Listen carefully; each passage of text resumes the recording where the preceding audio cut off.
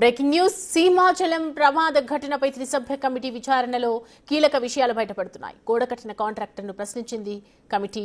6 రోజుల్లో గోడ కట్టడం వీలు కాదని అధికారులకు ముందే చెప్పానని అంటున్నాడు కాంట్రాక్టర్. అయినా పర్వాలేదని తాత్కాలికంగా గోడ కట్టాలని దేవస్థానం ఈవో చెప్పారని కమిటీకి వివరించాడు. తాత్కాలిక గోడ అని చెప్పడంతోనే పని మొదలు పెట్టానని చెప్పాడు కాంట్రాక్టర్. సమయం తక్కువగా ఉండటంతో టెస్టింగ్ కూడా చేయలేదన్నాడు. మరోవైపు నిర్మాణ సమయంలో పనులను అధికారులు పర్యవేక్షించలేని గుర్తించిన కమిటీ ఇంజనీరింగ్ అధికారులపై ఆగ్రహం వ్యక్తం చేసింది. ప్రమాదానికి సంబంధించి అన్ని కోణాల్లో దర్యాప్తు చేస్తోంది.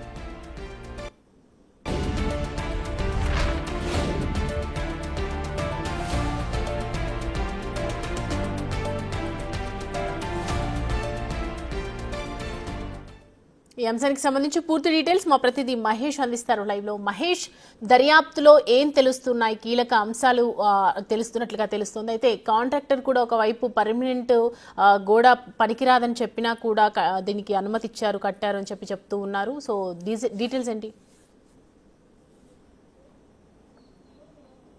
ఉదయం 11 గంటల నుంచి కూడా త్రిసభ్య కమిషన్ అయితే విచారణ అయితే చేపడుతుంది. మొత్తం ఏదైతే ఘటన ప్రదేశం ఉందో అక్కడ పరిశీలించిన తర్వాత ఆలయ అధికారులు అలాగే ఎవరైతే కాంట్రాక్టర్ ఉన్నారో కాంట్రాక్టర్తో కూడా మాట్లాడారు. అయితే కాంట్రాక్టర్ చెప్పిన తర్వాత ఒక క్లారిటీ అయితే వచ్చింది. అసలు చందనోత్సవానికి సంబంధించి అధికారులు ఒత్తిడి చేశారు తన మీద అని చెప్పి, దానివల్లే గోడని తక్కువ సమయంలో కట్టాల్సి వచ్చింది అని చెప్తున్నారు. దానివల్లే క్వాలిటీ కూడా సరిగా చెక్ చేయకపోవడం వల్లే ఈ ఘటన జరిగి ఉంటుందని చెప్పేసి భావిస్తున్నారు. ఆయన అయితే ప్రధానంగా ప్రసాదం స్కీమ్ ప్రకారం ప్రసాదం స్కీమ్ ద్వారా 11,64,00,000 రూపాయలతోని దాదాపు కొన్ని పనులు అయితే చందనోత్సవానికి అయితే ఏర్పాట్లు చేస్తున్నారు, కట్టడాలు అవి కూడా. అందులో భాగంగానే ఈ వాల్ కూడా అందులో భాగంగానే ఉంది. దాదాపు కొన్ని లక్షల రూపాయలతో వాల్ కట్టాల్సిన పరిస్థితి ఉంది. కానీ చందనోత్సవానికి 4 రోజుల ముందు మాత్రమే వచ్చి తొందరగా పూర్తి చేయాలని చెప్పి దేవాదాయ శాఖ అధికారులు అలాగే టూరిజం శాఖ ఇంజనీరింగ్ అధికారులు కూడా తమపై ఒత్తిడి చేశారు. దానివల్ల నేను ఒప్పుకున్నాను, లేకపోతే చందనోత్సవం అయిపోయిన తర్వాత ఆ గోడ కడతాను కాంక్రీట్తోనని చెప్పి కాంట్రాక్టర్ స్పష్టంగా చెప్తున్న పరిస్థితి అయితే ఉంది. వెంటనే కట్టడానికి కుదరదు, కాంక్రీట్ వేసి ఆ వాల్ మొత్తం కూడా కడితేనే కానీ నిలవదు అని చెప్పి కాంట్రాక్టర్ అయితే స్పష్టంగా అధికారులకు చెప్పారు. కానీ ఒత్తిడి చేశారు నన్ను, అందువల్ల నేను 4 రోజుల్లోనే ఆ గోడ నిర్మించాల్సిన వచ్చిన పరిస్థితి ఉందని చెప్పి త్రిసభ్య కమిషన్ ముందైతే మొత్తం అంతా కూడా కాంట్రాక్టర్ చెప్తున్న పరిస్థితి ఉంది. అయితే దీని మీద ఆ కాంట్రాక్టర్లను అలాగే ఆయన దగ్గర పనిచేస్తున్నటువంటి సిబ్బందిని, దాంతోపాటు దేవాదాయ టూరిజం శాఖ ఇంజనీర్లందరినీ కూడా క్రాస్ ఎగ్జామినేషన్ చేస్తున్నారు. ప్రస్తుతం సింహాచలం కొండ మీద ఉన్నటువంటి ఆనంద నిలయం భవనంలోని ఇటు దేవాదాయ శాఖ అలాగే టూరిజం శాఖకు సంబంధించినటువంటి ఇంజనీర్లందరినీ కూడా అక్కడ లోపల క్రాస్ ఎగ్జామినేషన్ చేస్తున్నారు. ప్రూఫ్ కింద డైరెక్ట్గా వీడియో ఫుటేజ్తోనే డాక్యుమెంట్ సిద్ధం చేస్తున్నారు. 72 గంటల్లో దీని మీద ప్రభుత్వానికి నివేదిక ఇవ్వాల్సిన అవసరం ఉంది. మరిన్ని విషయాలు అయితే మరికొంతసేపట్లో తెలిసే అవకాశం అయితే కనిపిస్తుంది. అయితే మహేష్, దేవాదాయ శాఖ అధికారులు ఏం చెప్తూ ఉన్నారంటే భక్తులు వచ్చే జనాలు ఎక్కువగా ఉండే ప్రదేశం చోట ఒక 4 రోజుల్లో గోడను నిర్మించాలని ఒత్తిడి చేయటం ఏంటి? అంటే ఈ ఏడాది దాదాపు 2 లక్షల మంది భక్తులు వచ్చే అవకాశం ఉంది. దానివల్ల వాళ్ళు కూడా కాస్త తొందరగా భక్తులందరూ కూడా సాధారణ భక్తులకి దర్శనం ఏర్పాట్లు చేయాలి. దాంతోపాటు క్యూ లైన్లు ఎంత మేరకు చేసినప్పటికీ కూడా ప్రధాన రహదారి ఎప్పుడు కూడా పూర్వం నుంచి కూడా అదే రహదారిని మెట్ల మార్గంగానే భక్తులందరూ కూడా దర్శనానికి వెళ్తుంటారు. ఈసారి అలా కాకుండా 300 రూపాయల టికెట్ల ద్వారా పంపిద్దామని చెప్పేసి దేవాదాయకు సంబంధించినటువంటి అధికారులందరూ కూడా ప్లాన్ చేశారు. త్వరగా ఈ విధంగా అయితే భక్తులందరూ స్వామివారి దర్శనం చేసుకోవడానికి కుదురుతుందని ప్లాన్ చేశారు. ఈ కారణంగానే త్వరగా గోడ నిర్మించాలని చెప్పి కాంట్రాక్ట్ మీద ఒత్తిడి చేసినట్లు కూడా ప్రధానంగా తెలుస్తుంది. అయితే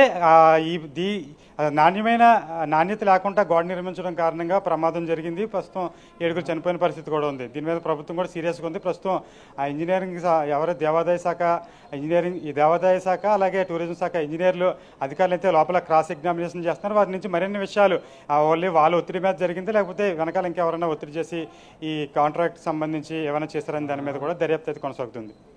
అయితే మహేష్, ఇప్పుడు విచారణ తర్వాత కాంట్రాక్టర్ చెప్పినటువంటి స్టేట్మెంట్ని బట్టి చూసి అధికారులు ఏం చెప్తున్నారు, ఏం తీసుకోబోతున్నారు?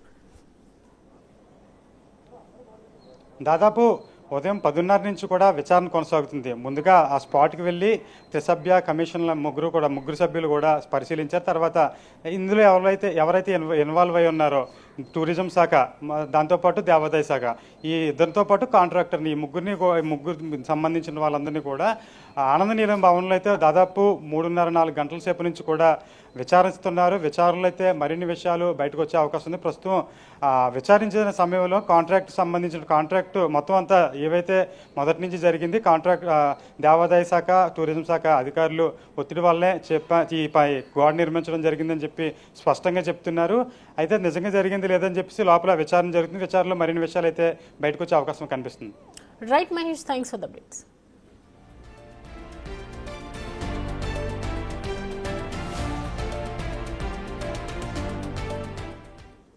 సింహాచలం ప్రమాదానికి ప్రధాన కారణం అవినీతిపరుడైన కాంట్రాక్టర్ అనంతరావు అండ్ కో అని జనసేన కార్పొరేటర్ పీతల మూర్తి యాదవ్ ఆరోపించారు. ప్రసాదం స్కీమ్ కింద కేంద్ర ప్రభుత్వం నుంచి 26 కోట్లకు పైనే కాంట్రాక్టు పొంది సంవత్సరంలో పూర్తి చేయాల్సిన పనులను గత 2 ఏళ్లుగా చేస్తూనే ఉన్నారని ఆరోపించారు. కాంట్రాక్టర్కు అవినీతిపరుడైన ఈఈ సహకరించడం వల్లే పవిత్రమైన గుడిలో 7 చనిపోయారని అన్నారు. వైసీపీ ప్రభుత్వం సమయంలో అండదండలు మెండుగా ఉన్న కాంట్రాక్టర్ ఈఈపై చర్యలు తీసుకోవాలని కూటమి ప్రభుత్వానికి ఫిర్యాదులు చేశానంటున్న జనసేన కార్పొరేటర్ పీతల మూర్తి యాదవ్తో మా ప్రతినిధి రాజు ఫేస్ టు ఫేస్. సింహాచలం ఆలయంలో జరిగినటువంటి ప్రమాదంలో దాదాపుగా 7 చనిపోయారు. అయితే అసలు నాసిరకమైనటువంటి పనులు చేసినటువంటి కాంట్రాక్టర్ ఎవరు, అధికారులు ఎందుకు పర్యవేక్షణ చేయలేదు? ప్రస్తుతం ఆధారాలతో జనసేన కార్పొరేటర్ మూర్తి యాదవ్ ఉన్నారు. అంటే దీనికి సంబంధించినటువంటి కాంట్రాక్ట్ అసలు ఎప్పుడు వచ్చింది, ఏ సంవత్సరం వచ్చింది, దీని కాంట్రాక్ట్ తీసుకున్నటువంటి వ్యక్తులు ఎవరు, ఎందుకు పని చేయడానికి అంటే నాసిరకమైనటువంటి పనులు చేశారనేది చేయడం వల్ల ఇది జరిగింది అంటున్నారు. మరి పర్యవేక్షణ ఏమైందంటారు? గత వైసీపీ ప్రభుత్వంలోనే కేంద్ర ప్రభుత్వం దేవాలయాలు పర్యాటక కేంద్రాలుగా భాగంగా తీర్చిదిద్దాలని చెప్పి ఏదైతే దేశ విదేశాల నుంచి వచ్చేటువంటి పర్యాటకులకి అన్ని విధాలుగా మౌలిక సదుపాయాలు కల్పించాలన్న విధంగా ప్రసాదం అనేటువంటి ఒక ప్రాజెక్ట్ ఏదైతే సాక్షాత్తు శ్రీ వరహాలక్ష్మీ నరసింహస్వామి అంటే సింహాచలం అప్పన్న స్వామికి 54,04,00,000 రూపాయలు ప్రసాదం ప్రాజెక్టులోని నిధులు అప్పుడు కేటాయించడం జరిగింది.